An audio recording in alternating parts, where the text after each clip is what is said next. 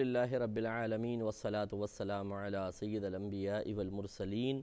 اما بعد فاعوذ باللہ من الشیطان الرجیم بسم اللہ الرحمن الرحیم۔ الحمدللہ الہادی پروگرام میں نماز سے متعلقہ گفتگو چل رہی تھی، اور پچھلے دو پروگرام میں ہم نے نماز قصر کے بارے میں آپ کی خدمت میں تفصیل سے ذکر کیا تھا۔ اب انشاءاللہ آج کے درس میں صلاۃ الخوف کے بارے میں کچھ باتیں عرض کی جائیں گی۔ ہوتا یہ تھا کہ ایک دفعہ ایسا ہوا کہ نبی کریم صلی اللہ علیہ وسلم ایک جہاد میں تھے، تو آپ نے ظہر کی نماز با جماعت پڑھائی تو سارے کے سارے صحابہ سرکار کے پیچھے آ گئے اور سرکار جماعت سے نماز پڑھا رہے ہیں۔ تو کفار نے تھوڑا سا انتظار کیا کہ نماز سے فارغ ہو جائیں تو پھر مقابلہ شروع ہو۔ جب فارغ ہو گئے تو اس پر بعض کفار نے پچھتاوے کا اظہار کیا کہ یہ ہم سے بہت بڑی غلطی ہو گئی، کیونکہ یہ سب کے سب نماز میں مشغول تھے، اگر ہم ایک دم ان پہ حملہ کر دیتے تو بہت آسانی سے ان پر غالب آ جاتے، قابو پا لیتے، ان میں بہت ساروں کو مارنا آسان ہوتا، کیونکہ سب کے سب نماز میں خشوع و خضوع سے مصروف تھے۔ یہ ہم سے بہت بڑی مسٹیک ہو گئی۔ تو ان میں سے کسی نے مشورہ دیا کہ اس کے بعد جو اب نماز آنے والی ہے وہ نماز مسلمانوں کے لیے بہت اہم ہے، یعنی نماز عصر، اور ان کے نبی نے اس نماز کے بارے میں فرمایا کہ مال و متاع اہل و عیال ہلاک ہو جائیں، اگر نماز عصر فوت ہو جائے تو یہ مال اور اہل و عیال کے ہلاک ہونے سے زیادہ بڑا نقصان ہے۔ اس طرح اس نے مفہوم بیان کر کے اس نے کہا کہ یہ نماز عصر پڑھیں گے اور اس وقت ہم ان پہ ایک دم اچانک حملہ کریں گے اور پھر ہم یہ اپنا مقصد پا لیں گے۔ طے ہو گیا کہ ٹھیک ہے حملہ کریں گے، لیکن اب اللہ تبارک و تعالی قادر مطلق ہے اور وہ تمام چیزوں کی خبر رکھنے والا ہے۔ اس نے پھر حضرت جبریل امین علیہ السلام کو وحی دے کر نازل فرمایا اور اس صلاۃ الخوف کا حکم نازل ہو گیا۔ تو وہ جو عصر میں تیاری کیے بیٹھے تھے کہ اب ہم حملہ کریں گے، تو وہ گھبرا گئے کہ مسلمانوں کی ایسی حکمت عملی، جنگی حکمت عملی نظر آئی کہ جس کی بنا پر وہ حملہ کرنے کی ہمت نہ کر سکے۔ اب وہ صلاۃ الخوف کیا ہے، اس کا مختصر خلاصہ میں عرض کر دیتا ہوں کہ مثال کے طور پر امام 2 رکعت نماز پڑھا رہا ہے، تو پوری جو مسلمانوں کی جماعت ہے 2 گروہوں میں تقسیم ہو جائے گی۔ ایک سامنے رہے گی کفار کے، وہ لڑتی رہے گی، ایک امام کے پیچھے نیت باندھ لیں گے، امام 2 رکعت کی نیت باندھیں گے، وہ بھی 2 رکعت کی نیت باندھیں گے، لیکن 1 رکعت پڑھنے کے بعد امام صاحب کھڑے ہو جائیں گے اور یہ جماعت چلی جائے گی کفار سے لڑنے کے لیے۔ اب یہ حالت نماز میں ہے، سمجھ لیں، حالانکہ یہ چل رہے ہیں، یہ جا کر کفار کے سامنے کھڑے ہوں گے، مقابلہ بھی شروع ہو سکتا ہے، لیکن نماز میں رہیں گے۔ جب یہ چلے گئے، اب دوسری والی جماعت آ جائے اور وہ پھر اس امام کے پیچھے 2 رکعت کی نیت کر کے کھڑی ہوگی، تو آپ غور فرمائیں کہ وہ 1 رکعت پڑھ کے چلے گئے ہیں، ان کی 1 رکعت رہتی ہے، اور یہ جو اب آئی ہیں ان کی 1 رکعت نکل چکی ہے، یہ دوسری رکعت میں شامل ہوئے ہیں۔ اب امام صاحب یہ دوسری رکعت پڑھا کے سلام پھیر دیں گے، وہ تو فارغ ہو گئے، یہ جماعت چلی جائے گی۔ اب وہ والی جماعت آ جائے گی، وہ دیکھیں ایک پڑھ کر گئی تھی، ابھی ایک باقی تھی، تو اس کا حکم ایسا ہوگا کہ وہ جیسے امام کے پیچھے ہی ہیں تو وہ لہٰذا قرات اس میں نہیں کریں گے، باقی رکوع سجود کر کے سلام پھیر دیں گے، پھر یہ چلے جائیں گے اور یہ دوسری آئے گی۔ یہ وہ والی جماعت ہے جس نے امام کے ساتھ فقط دوسری رکعت پائی تھی، پہلی نہیں۔ تو جس کی پہلی رکعت نکل جائے، یقینی سی بات ہے جب وہ اپنی پڑھنے کھڑا ہوتا ہے تو اس میں قرات کرتا ہے، آپ کو معلوم ہے، تو لہٰذا اب یہ دوسری جماعت جو ہے وہ قرات کرے گی اور اپنی 1 رکعت مکمل کر کے سلام پھیر دے گی، یوں اس طرح نماز مکمل ہو جائے گی۔ 4 رکعت ہوں تو اسی طرح ہوگا کہ پہلے وہ 1 پڑھ کے جائے گی، وہ چلے جائے گی، دوسری آئے گی، دوسری پڑھے گی، پھر وہ چلی جائے گی، وہ آئیں گے، اس طرح اس کے اندر پھر ترتیب آگے بن جائے گی۔ تو یہ اب ایک اللہ تعالیٰ کا دستور ہے، قانون ہے، وہ جس طرح چاہتا ہے اپنے بندوں کے لیے احکام بیان کرتا ہے۔ آپ مسجد میں ہیں، حالت نماز میں ہیں، اگر آپ چل پڑتے ہیں، 3 قدم لگاتار اٹھا لیتے ہیں، کوئی ایسا کام کرتے ہیں جس میں دونوں ہاتھ مشغول ہو جاتے ہیں، آپ کی نماز ٹوٹ جائے گی۔ لیکن حالت جنگ میں جب آپ خوف کے تابع ہوں،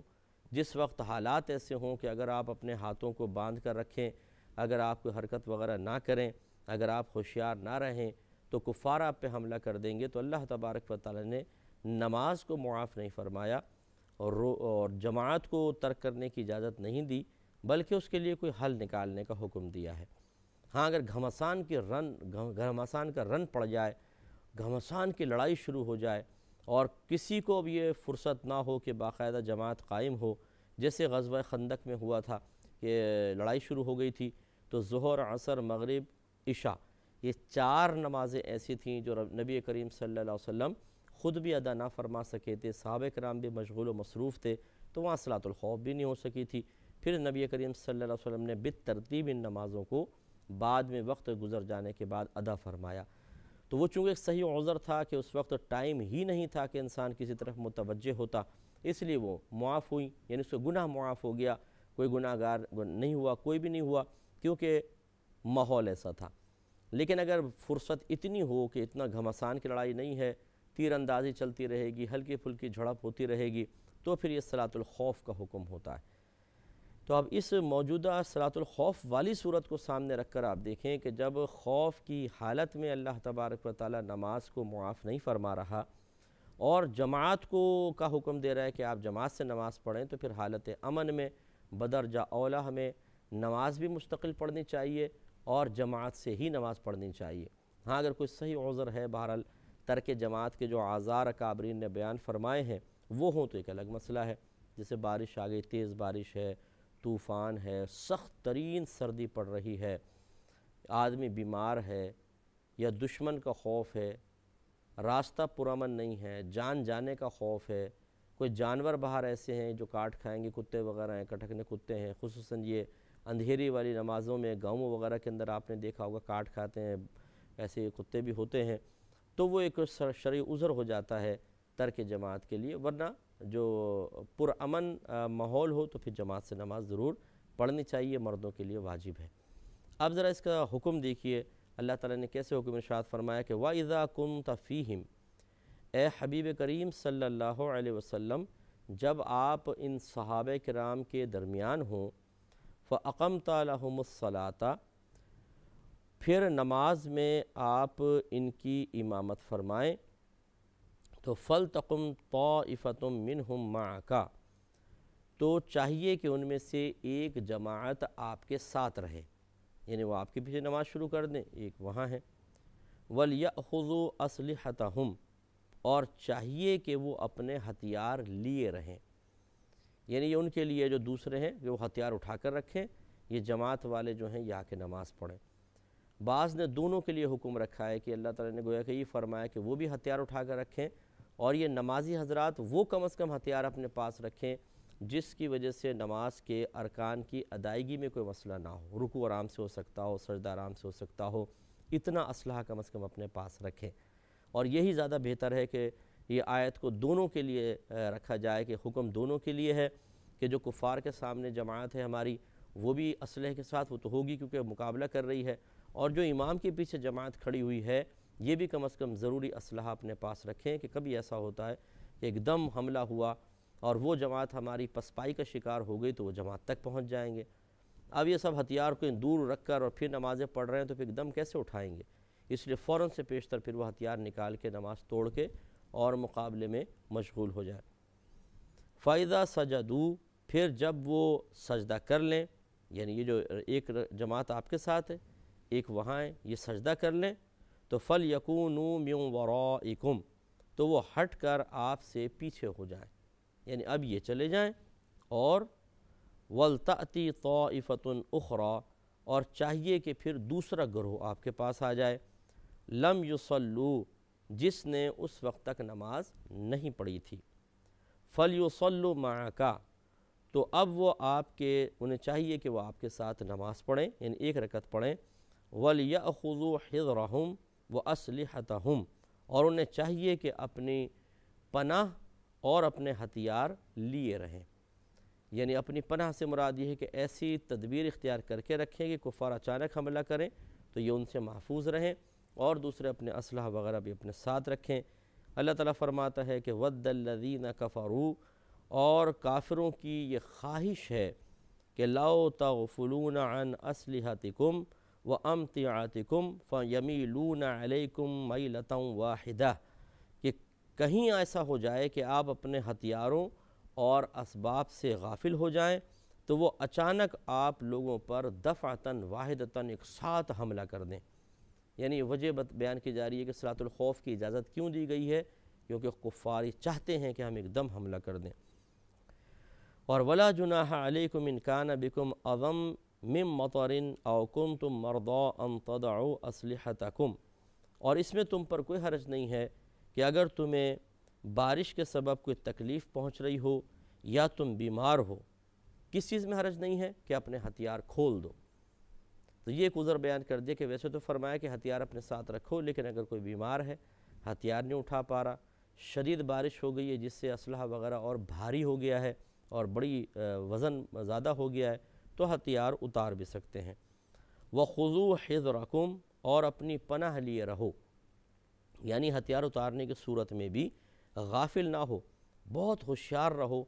کہ جیسی حملہ ہو تو فوراً آپ اپنے ہتھیار اٹھا سکیں۔ ان اللہ اعد للکافرین عذاب مہینہ، بے شک اللہ تعالیٰ نے کافروں کے لیے ذلت کا عذاب تیار کر رکھا ہے۔ اور ضمناً یہ کہ اللہ نے جو مزید بات بیان فرمائی وہ بھی عرض کر دیتا ہوں، لیکن یہ صلاۃ الخوف کے ساتھ خاص نہیں ہے، لیکن ہے تو میں عرض کر دیتا ہوں، یہاں آگے ہے ذکر کہ فَإِذَا قَضَيْتُمُ الصَّلَاةَ، پھر جب تم نماز ادا کر چکو، فَاذْكُرُوا اللَّهَ، تو اللہ تبارک و تعالی کا ذکر کرو، قِيَامًا وَقُعُودًا وَعَلَىٰ جُنُوبِكُمْ، بیٹھنے کی حالت میں، کھڑے ہونے کی حالت میں اور بیٹھنے کی حالت میں اور اپنے پہلوؤں کے بل، یعنی لیٹنے کی حالت میں، ہر طرح اللہ کا ذکر کرتے رہو۔ فَإِذَا اطْمَأْنَنْتُمْ، پھر جب تم مطمئن ہو جاؤ، فَأَقِيمُوا الصَّلَاةَ، یہ اب یہ صلاۃ الخوف والوں سے فرمایا جا رہا ہے کہ جب آپ مطمئن ہو جائیں، یعنی اب خوف نہ رہے، تو فَأَقِيمُوا الصَّلَاةَ، تو پھر ویسے نماز قائم کریں جیسے عام اوقات میں نماز قائم ہوتی ہے۔ تو اسے آپ غور فرمائیں کہ ہمارا مذہب اسلام کتنا لچک والا مذہب ہے، اور ہمارا رب کریم ہر قسم کی صورتحال کے لیے ہمیں حل فراہم کرتا ہے۔ تو یہ تو خاص حالت جنگ کے لیے اللہ تعالیٰ نے حکم ارشاد فرمایا، لیکن یہ فقہا کی عادت کریمہ ہوتی ہے کہ وہ اللہ تبارک و تعالیٰ کے ہر حکم کی کوئی نہ کوئی علت نکالتے ہیں، سبب نکالتے ہیں، کہ اصل سبب کفار سے جنگ نہیں ہے، بلکہ اصل سبب کیا ہے؟ انسان کا آزمائش میں مبتلا ہونا، فتن میں مبتلا ہونا، کسی نقصان کا اندیشہ، اس کی وجہ سے اللہ تعالیٰ نے پھر نماز کے اندر تھوڑی سی ترمیم اور تخفیف کی اجازت دی ہے۔ لہٰذا اس کو بنیاد بنا کر آپ یہ کہہ سکتے ہیں کہ اگر کوئی شخص مثال کے طور پر سفر پہ جا رہا ہے اور اس کو خوف ہے میرا قافلہ نکل جائے گا، تو وہ جلدی جلدی نماز پڑھ سکتا ہے، چلتی ٹرین میں نماز پڑھ سکتا ہے، جہاز میں بیٹھے بیٹھے نماز پڑھ سکتا ہے۔ اسی طرح اگر لانگ ڈرائیو ہے اور کہیں رکنا ممکن نہیں ہے، کوئی جگہ ایسی نہیں ہے کہ جہاں رک کر نماز ادا کر سکے، تو چلتی گاڑی میں نماز ادا کر سکتا ہے، کیونکہ اصل یہاں سے اصول یہ نکل رہا ہے کہ جب آپ بالکل نارمل انداز میں کسی صحیح عذر کی بنا پر نماز ادا نہ کر سکیں، تو پھر جیسے آسانی آپ کو ملے اس طریقے سے آپ نماز کو ادا کر لیں۔ تو ہمارے آقا صلی اللہ علیہ وسلم نے بسا اوقات سواری پر بھی نماز ادا کی ہے، جب اس طرح جنگ کے معاملات تھے تو کھڑی سواری پر سرکار نے نماز ادا فرمائی۔ تو کافی مطلب ہماری شریعت جو ہے وہ بندوں کے اعذار کا لحاظ کر کے احکام میں تخفیف و ترمیم بیان فرما دیتی ہے۔ لیکن اس سے جو ایک مستقل بات جو میں پہلے بھی اشارہ کر چکا ہوں، وہ ذرا توجہ طلب ہے کہ نماز اللہ تعالیٰ نے معاف نہیں فرمائی، حالت جنگ ہے۔ اب آپ اس میں دیکھ لیجئے کہ جب انسان جنگ کی حالت میں ہوتا ہے، اگر وہ نماز پڑھ بھی رہا ہو تو توجہ کہاں ہوگی؟ کفار کی طرف، حملہ نہ کر دیں، جنگ نہ ہو جائے، کیونکہ اگر ایک ہمارے دوست کچھ ساتھی ہیں جو کفار کے سامنے کھڑے ہیں، تو جنگ جب ہوتی ہے تو آپ کو پتہ ہے کہ آوازیں بلند ہوتی ہیں۔ پہلے دور میں، اب تو گولیاں وغیرہ چلتی ہیں، لیکن پہلے دور میں تیر تلواریں چلتی تھیں تو شور بھی مچ جاتا تھا، نعرہ تکبیر، اور پھر لڑ رہے ہیں اور پھر کفار بھی چیخ چلا رہے ہیں۔ تو اب ایسی صورت میں کیا توجہ نماز کی طرف مکمل رہے گی؟ نہیں۔ اس سے ہمارے وہ بھائی بہن ذرا سبق حاصل کریں جو کہتے ہیں جی نماز پڑھتے ہیں تو ہماری نماز بالکل توجہ نماز کی طرف ہوتی نہیں، تو ایسی نماز پڑھنے کا فائدہ کیا ہے؟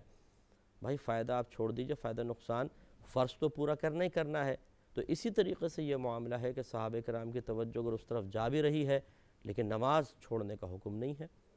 لیکن یہاں تھوڑا سا فرق یہ ہے کہ اگر انسان یہ سوچ رہا ہے کہ بھی کافر کفار سے لڑنا ہے، شاید یہ حملہ ہو گیا، اس کی آواز آ رہی ہے، تو یہ توجہ حقیقتاً دنیا کی طرف نہیں ہے، یہ دین کی طرف ہی توجہ ہے۔ اور یہ یوں کہہ سکتے ہیں کہ انسان اللہ تعالیٰ کی طرف ہی متوجہ ہے، کیونکہ وہ اللہ تعالیٰ کے دین کی سربلندی کے لیے کھڑا ہے۔ اب اس کی سوچ، اب اس کی فکر، اس کی توجہ کا بٹنا یہ کوئی دنیاوی خیال کی وجہ سے نہیں ہے، بلکہ ان امور کی طرف یہ متوجہ ہو گیا ہے جو دین کی تقویت اور ترقی کا سبب بن رہے ہیں۔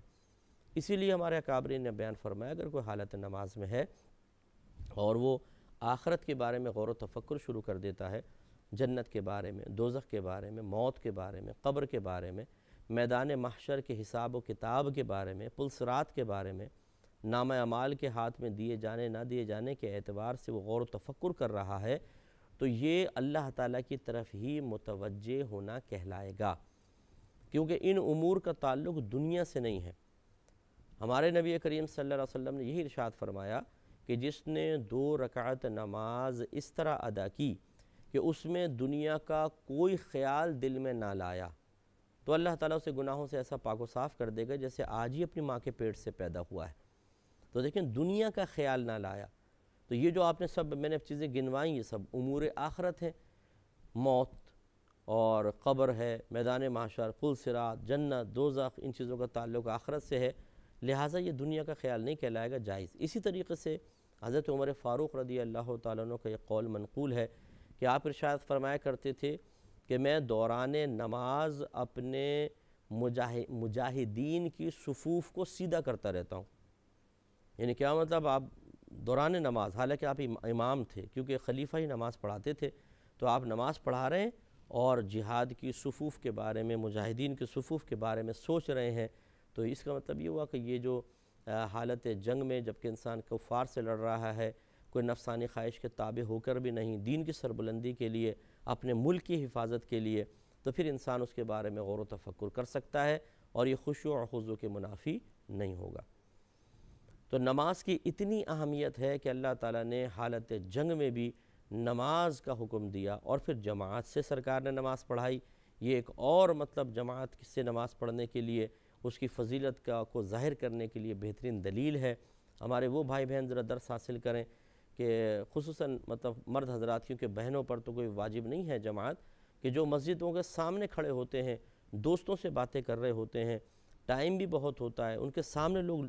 گزر کر جماعت کے لیے جا رہے ہوتے ہیں، لیکن ان کو توفیق نہیں ہوتی کہ نہ نماز پڑھیں نہ جماعت میں حاضر ہوں، یہ مناسب نہیں ہے، اس پہ غور کرنا چاہیے۔ اللہ تعالیٰ سے دعا ہے کہ رب کریم جو کچھ سنا اس پر عمل پیرا ہونے کی توفیق عطا فرمائے، آمین۔ وآخر دعوانا ان الحمدللہ۔